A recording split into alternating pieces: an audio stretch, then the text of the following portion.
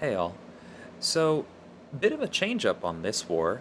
I'm not using Reed. This was actually the first war all season. We made it halfway through before things lined up where I wasn't able to bring Mr. Fantastic. So, this apocalypse is a moderately common placement here. The key answer is usually Warlock.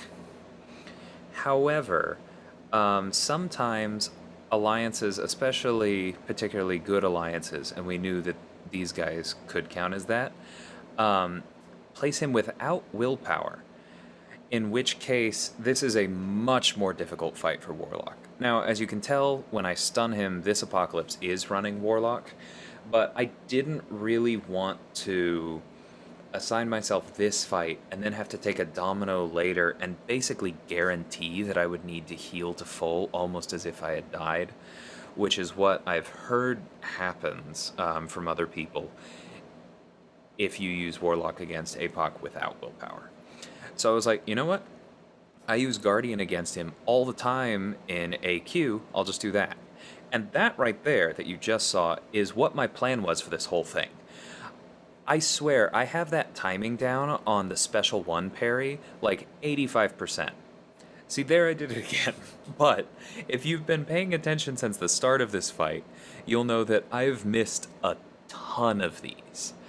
And because this APOC is running, I believe that's max limber, as of course he should be, I can only safely get in 2 hits on most of these, which means that I've blocked quite a few of these special ones with like 6, 7, 8 prowess up.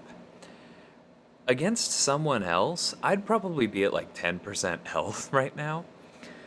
I am over 90% even with how much I've messed up the parry, just because of how absurdly high Guardian's block proficiency is. I think the energy resistance is also helping us quite a bit here, but just, man, what a beast. And there we go, it's down. So just before we move on to review the strategy that I was going for there, the parry strategy for the special one is that you dash back. For me, I find it easier when I dash back more and he's as far away as possible. And then I wait for kind of the dust to come up when he slams his foot down after he has his cannon out. And it's like right as that dust goes up and starts to fall back down, that's when he fires, and that's when I go for the parry.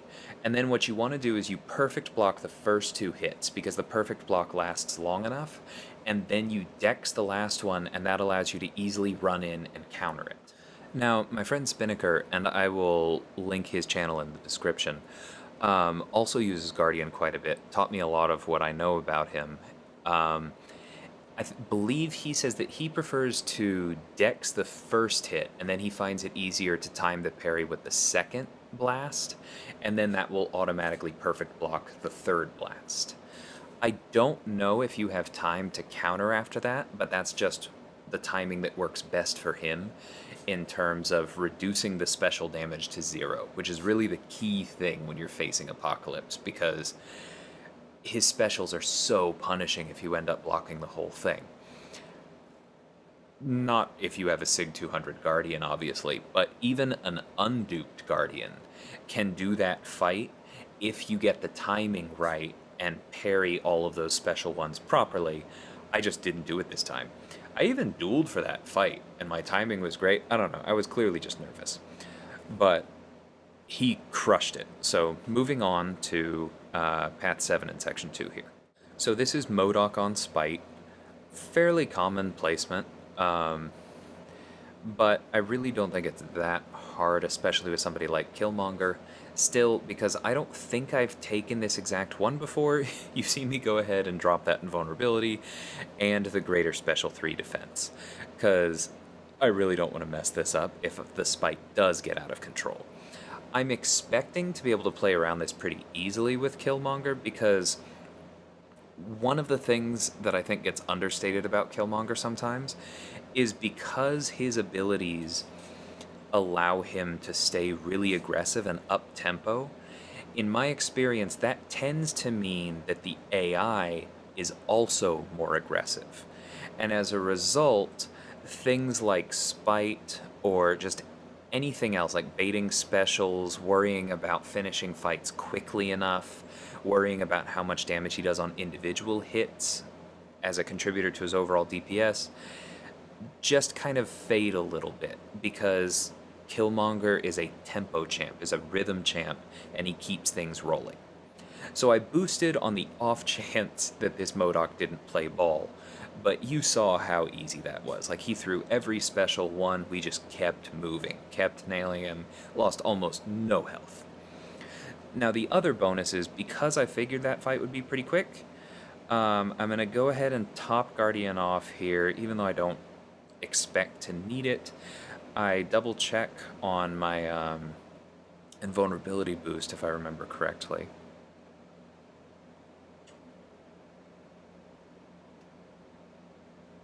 Yeah, I don't know what I was thinking there. Probably just breathing after that last fight, honestly. But I double checked to make sure there's time on my invulnerability boost, because Domino applies an insane bleed on her L3. But I figured that in the absolute worst case scenario, if she made it there, then between an invulnerability and a special 3 defense and Guardian's very high bleed resistance at Sig 200, I would be able to survive. And I've had enough things go wrong on this exact node this season that I kind of wanted that insurance. So one thing to point out here, for those of you who aren't familiar with Guardian, if his ability accuracy is below 100, then he will shock the opponent. And so that's where we're getting this extra shock damage here. So we're doing about 300 damage per tick, which means 600 damage per second to this Domino, completely separate from hitting her for the entire fight. You saw right there, it's also possible to perfect block her L1, so you don't have to worry about evading it. Now, that does feed her power, so I don't think it's always the right call, but it also gives Guardian power, and it means that you don't have that chance of, or as much of a chance of taking the crit fail damage from the dex failing. So it can be something to try. Anyway, we went for that special 3, and I went for the special 3 largely because I was expecting to then build to a special 2, but clearly just between that constant shock damage, how high I'm boosted, and Guardian trying to land crits against her, which then turned into extra shock damage, I mean, he just crushed that. And you also saw the few times I did crit fail, his high energy resistance, it basically just tickled. I mean, look at this. I didn't heal Killmonger up after MODOK, and that's Guardian right after Domino, who normally just is like an automatic potion tax on your attackers. They have so much health left. I mean, I know how good Guardian is, but this was my first time ever actually bringing him to war, and somehow he always surprises me with just how tanky and just how dominant he is. Anyway, taking this fight with Killmonger a ton of times before, I actually messed up that evade a little bit and didn't get the true strike because I blocked the L1 instead of dexing it. That's okay, because triggering those evades, as long as I didn't finish my combos and dare her to smack me, procced those fatigues, which means extra healing to counter the brute force, and debuffs also mean Killmonger gets extra power, so I was able to build up and grab that invulnerability, or that indestructible from the special 2. But after that, now I have my true strike up, and I just push to L1s, because those give me those openings. A nice thing about Spider-Gwen versus some other placements here is that some of the best placements on this node have really nasty L2s, and so you want to bait out the L1. Spider-Gwen, it doesn't really matter if you push her to her L2. Now you'll notice there, the fact that I was able to push to that special 2 really came in handy, because I still had an indestructible charge left for when she surprised me with that heavy. Now, stand your ground meant that I didn't get thrown back, but the fact that I had an indestructible charge means that even if stand your ground hadn't triggered and I had been thrown back, I still would have taken 0 damage. I still would have had true strike up. I was intentionally not parrying to save my stuns against the Limber node. So, like, I wouldn't have lost control of that fight at all. Killmonger is really a fantastic counter for any evader there, pretty much. So now for something a little bit different. I don't always do this. I have this Mangog boss, who's been a rather popular placement lately in the higher tiers. He actually, our Mangog boss that Strands places, won us a war recently by breaking a tie. So he's definitely not a bad placement, but my plan for this was to place the Mr. Fantastic pre-fights to get his power under control, and then I was pretty sure that even though Torch can just take him in a straight-up fight, I was pretty sure that I could reliably counter his heavy. So that's what I'm testing here with this duel. I'm showing you my duel process because sometimes I think that that's kind of one of those things that's a little bit mystified by people who don't use them as much at the top end of war. Like, a lot of people will give you the advice, oh, do your duels, you know, it's how you get better. But I've then seen people who go and do their duels and don't necessarily test things. They just kind of do the fight, they win it, and they go, cool, I'm ready. And then they die to something that didn't happen in the duel. So what you want to do in something like this is, first off, notice I'm not parrying him as much as possible, because the boss is stun immune, so I don't want to rely on that because I won't have it available. I'm trying to check out my ability to counter his heavy regardless of where he throws it in his combo, because that can sometimes throw off spacing. I don't want to be surprised by him being a little too close and clipping me, or a little too far away and me missing. So that's why I'm testing this heavy counter so many times.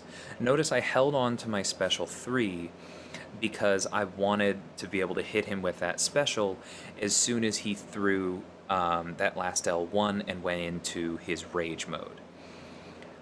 Now, this is where it diverges again from what the actual fight will look like, because I just lost Nova Flame. At this point, he is immune to my Incinerates. Doesn't matter because he has no health left, but that's something to watch for. So that one went pretty well, but against a big boss like this that I haven't taken before, I try and make it a point to do that again. So we're going to go ahead, search up that same dual target, Lincoln here. Thank you, Lincoln, if you're watching or see this. And we're going to take him on again.